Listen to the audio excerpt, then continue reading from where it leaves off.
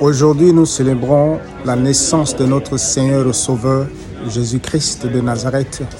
Ce jour, le 25 décembre, a été choisi pour commémorer le miracle divin qui s'était produit il y a plus de 2000 ans, où Dieu le Tout-Puissant, le Créateur de l'univers, a décidé par amour pour l'humanité de devenir un être humain afin de pouvoir prendre la place de l'homme et de venir le sauver.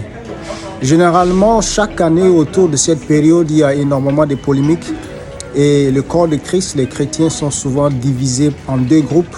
Il y a le groupe de ceux qui refusent de célébrer la Noël le 25 décembre parce que pour eux, le jour de 25 décembre, c'était le jour utilisé à l'époque pour célébrer le roi Soleil et donc ils refusent. Et il y a la deuxième catégorie qui, malgré que c'était le cas dans l'histoire, utilise ce jour de 25 pour célébrer la fête de la naissance du Seigneur Jésus.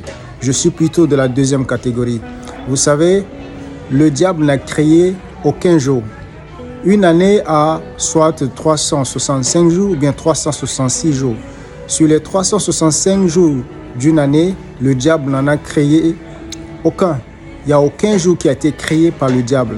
Alors si les enfants du diable avaient décidé il y a plusieurs années en arrière de dédier la journée pour adorer les idoles et s'incliner devant ce qu'ils appellent leur Dieu, le roi Soleil, et que plus tard, les enfants de Dieu ont récupéré cette même journée pour célébrer la naissance du Seigneur Jésus, quoi de plus merveilleux?